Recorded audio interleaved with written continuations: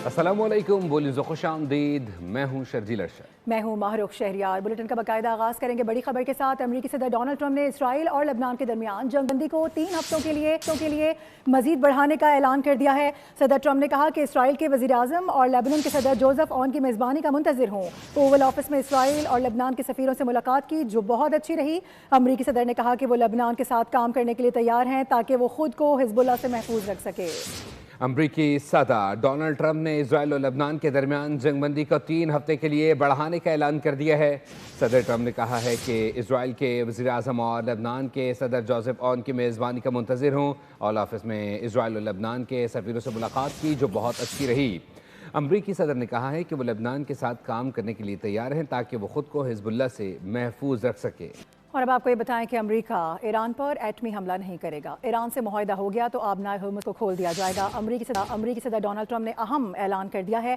White house में गुफ्तगू करते हुए अमेरिकी सदर ने वाज़ेह किया कि वो ईरान के साथ किसी भी मुआहदे में जल्दबाजी नहीं करेंगे, बल्कि ऐसा मुस्तकिल मुआहदा चाहते हैं जो हमेशा कायम रह सके। ट्रंप ने यह भी दावा किया कि ईरान में 75% अहदाफ हासिल कर लिए गए हैं। जंगबंदी के दौरान ईरान ने अस्करी सलाहियत कुछ हद तक बहाल की होगी, लेकिन अमरीकी फ़ौज एक दिन में उसे दोबारा ख़त्म करने की सलाहियत रखती है। ईरान के लिए अमरीकी मौक़िफ़ में नरमी। ईरान पर एटमी हमला नहीं हो गया, मुआहदा हो गया तो आबनाए हुर्मुज़ खुल जाएगी।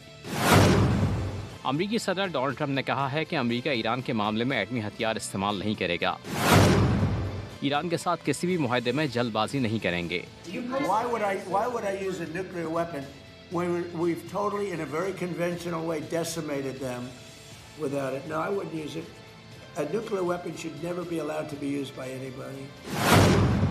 व्हाइट हाउस में मीडिया से गुफ्तगू करते हुए सदर ट्रंप ने वाज़ेह किया कि ऐसा मुआहदा चाहते हैं जो हमेशा कायम रह सके। मुआहदे की सूरत में आबनाए हुर्मुज़ को खोल दिया जाएगा। a timetable on it, but it'll go pretty quickly, and we'll have the strait opened up. Right now, we have it closed. We have total control of the strait. उन्होंने दावा किया कि अमेरिका ने Iran के 75% तक अहदाफ हासिल कर लिए हैं।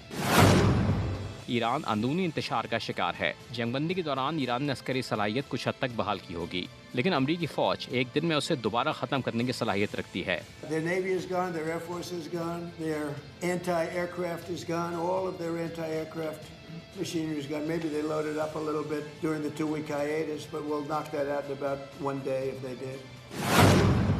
आखिर में उन्होंने अमरीकी अवाम को खबरदार किया कि कुछ अरसे के लिए गैस और पेट्रोल की कीमतों में इजाफे का सामना करना पड़ सकता है। इसके बाद कीमतें कम हो जाएंगी। आबनाए हुर्मुज़ पर जारहिद के लिए अमेरिका ने मंसूबा तैयार कर लिया। सदर ट्रंप की हिदायत के मुताबिक नई तर्ज के हमलों में ईरानी कश्तियाँ अमरीका का हदफ बनेंगी। दूसरी जानिब जंग जारी रखने के लिए ट्रंप को कांग्रेस की इजाज़त दरकार है। ऐसे में एक और तैयार बरदार जहाज़ खित्ते में पहुँचा दिया गया है। हर गुजरता दिन आबनाए हुर्मुज़ की सूरत हाल कशीदा करने लगा। ईरान के खिलाफ नई अमरीकी मनसूबाबंदी सामने आ गई। जंगबंदी खत्म होती है तो अमरीका आबनाए हुर्मुज़, जनूबी खलीज अरब और खलीज ओमान के अतराफ ईरान की अहम अस्करी सलाहियतों को निशाना बना सकता है। मुमकिन हमलों में तेज़ रफ्तार छोटी कश्तियों, बारूदी सुरंगें बिछाने वाले जहाज़ों और गैर रिवायती हथियारों को हदफ बनाया जाएगा, जिन्हें ईरान अहम आबी गुजरगाह को बंद करने के लिए इस्तेमाल करता है। उधर अमरीकी सदर डोनाल्ड ट्रंप को जंग जारी रखने के लिए कांग्रेस की मंजूरी हासिल करने के लिए 1 हफ्ते की मोहलत बाकी रह गई है। अमरीकी कानून वॉर पावर रेजोल्यूशन के तहत सदर 60 दिन के अंदर कांग्रेस की इजाज़त लेने के पाबंद होते हैं। रिपोर्ट्स के मुताबिक अमरीका में इस मुमकिन जंग की हिमायत में नुमायां कमी आ रही है, जबकि अमरीकी फ़ौज ने मज़ीद $200 अरब के बजट का मुतालबा भी कर दिया है। दूसरी जानिब अमरीकी सेंट्रल कमांड के मुताबिक तैयारा बरदार जहाज़ USS जॉर्ज W बुश बहरे हिंद में अपने ऑपरेशन इलाके में दाखिल हो चुका है। अरब मीडिया का कहना है कि इस तैनाती के बाद खित्ते में अमरीकी तैयारा बरदार जहाज़ों की तादाद 3 हो गई है, जिससे खित्ते में अस्करी दबाव मज़ीद बढ़ गया है। एक जानिब ये, जबकि दूसरी जानिब अमेरिका ने बहरे हिंद में ईरान के एक और तेल बरदार आबी जहाज़ को कब्जे में ले लिया है। अमरीकी महकमा दिफा के मुताबिक मैजेस्टिक एक्स नामी जहाज़ को भारतीय समंदर में रोककर उसकी तलाशी भी ली गई है। आपको ये बता दें कि जिसके बाद अमरीकी इंडो पैसिफिक कमान ने कार्रवाई करते हुए उसे तहवील में लिया है। ऑयल टैंकर तकरीबन 2 मिलियन बैरल ईरानी खाम तेल लेकर जा रहा था। अमरीकी फ़ौज ने कार्रवाई की वीडियो भी रिलीज़ कर दी।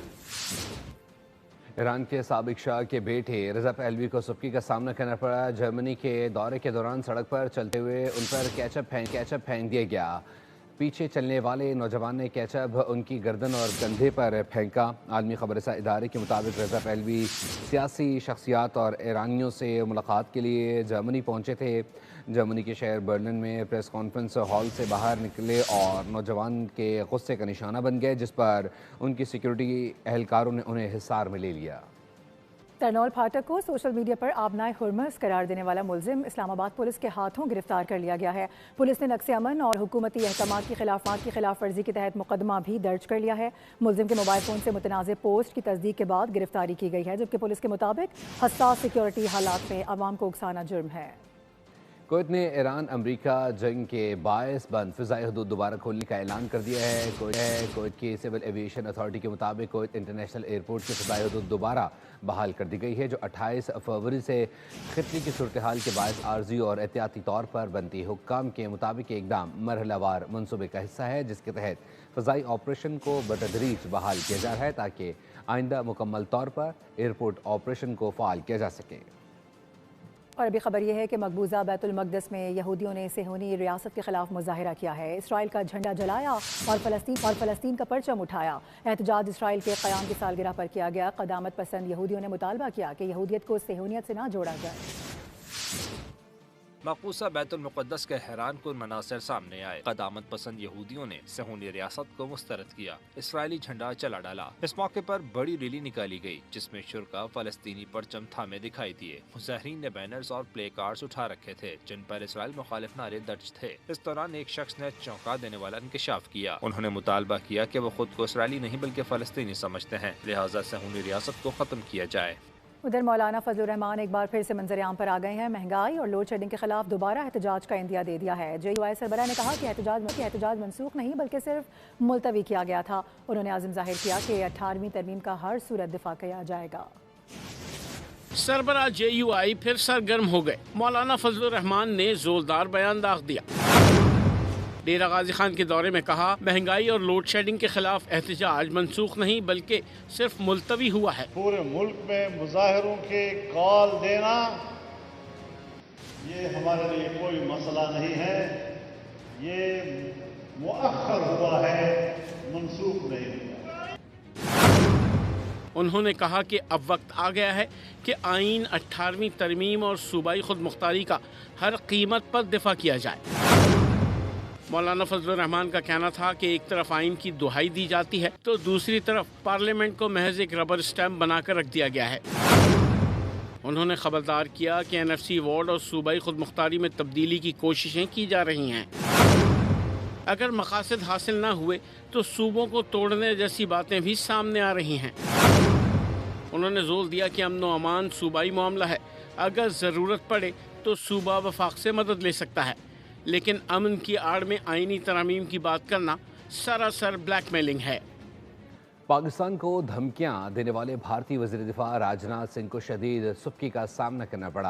جرمن آبدوز کے ہیش میں پھنس کر خوفزدہ ہو گئے، آبدوز کے اندر جانے سے انکار کر دیا۔ جرمن میزبان بھی شرمندہ، بڑی کوششوں کے بعد آبدوز کے ہیش سے نکالا گیا۔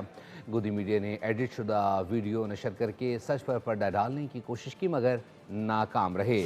پاکستان کو دھمکیاں دینے والے بھارتی وزیر دفاع راجناتھ سنگھ کو شدید سبکی کا سامنا کرنا پڑا۔ جرمن آبدوز کے ہیش میں پھنس کر خوفزدہ ہو گئے، آبدوز کے اندر جانے سے ہی انکار کر دیا۔ جرمن میزبان بھی شرمندہ، بڑی کوششوں کے بعد آبدوز کے ہیچ سے نکالا گیا۔ گودی میڈیا نے ایڈٹ شدہ ویڈیو نشر کر کے سچ پر پردہ ڈالنے کی کوشش کی مگر ناکام رہے۔